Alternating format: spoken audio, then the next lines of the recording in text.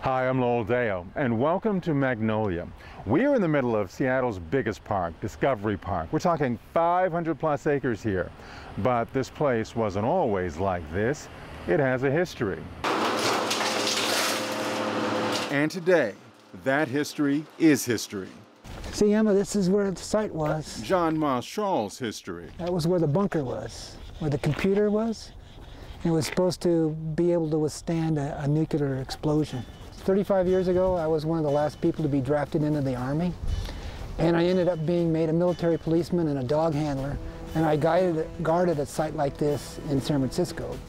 Just like Marin County, the former Fort Lawton used to house one of the nearly 6 anti-missile installations dotting the West Coast during the Cold War. It was called the Nike program, and it was the U.S. answer to the growing Russian nuclear threat. The Nike was the booster, and then they put different missiles on top of the booster. First there was the Ajax in the 50s, and in the 60s it was the Hercules, and in the 70s it was the Zeus, and the Zeus could be nuclear armed. So it was the first attempt to make an anti-missile interceptor. Nike made some folks around here feel safe, but filled others with a sense of dread. When people finally figured out that they might be ground zero for a nuclear attack, they thought, maybe it's a better idea to have open space and a park here instead. About half a century later, the remnants of Cold War paranoia are tumbling down. But history can be stubborn. It's a pretty tough building. It, I guess, is built to take a bomb. It's pretty tough. A lot of rebar, a lot of steel, heavy concrete. So it's taken a little bit to get it down. It will take 2 weeks to crush this former missile site. But don't look for it to land on the scrap heap of east-west tensions. This is not pressed particle board. These are really thick concrete block walls. And all of those will remain in sight. That's right.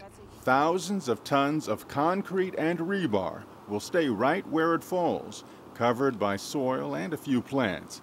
Penny Rose calls it a green solution that will also save green. That's a huge expense, a tremendous expense to be able to, and it's not very green. So if you have all that building material there and you're going to load it up into trucks and you're going to use all that diesel to drive them all the way to the landfill, fill up that landfill, why not you just use it as a substrate here, and then you can have a beautiful landform when you're done.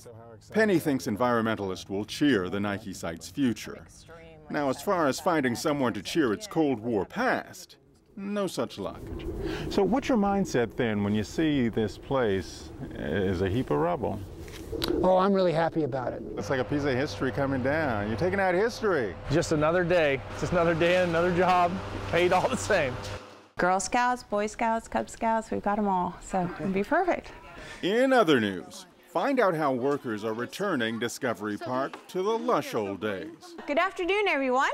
Welcome to Discovery Park. My name is Penny Rose. It begins with nearly 40 volunteers jammed into the visitor center here. This is where the 550-acre transformation starts to take place. And I have gloves for everyone. They'll get their feet wet. As we walk down this trail right here, please be careful. These are all wonderful trees that we are going to plant today. Boys and Girl Scouts make up most of the group, spending a rainy Saturday reintroducing native plants like salal, sword ferns, and western hemlock. Let's put the tree in. Go ahead.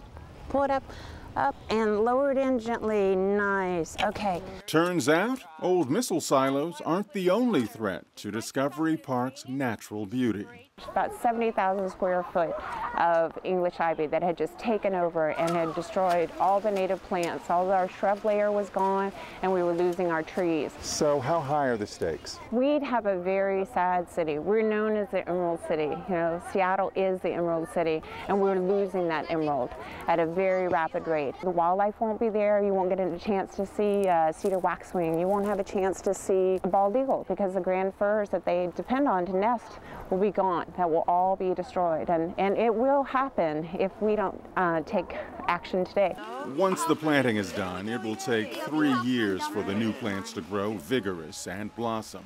Possibly long enough for this 10-year-old Girl Scout to see the forest for some very wet trees. Is it too deep? Yeah, it's too deep. Too deep? Okay. Suddenly, the bigger picture, like that forest, comes into focus. I think it's really good to help the environment. The soil? Yeah, fill them back up. Just over the ridge, you stumble upon these houses right here. Now, this was housing for military officers in the early 20th century. Who'd ever have thought that these stately structures would have outlasted Cold War buildings designed to withstand a nuclear strike? Amazing. Further proof that Seattle's most special neighborhoods are that way, thanks to people like you.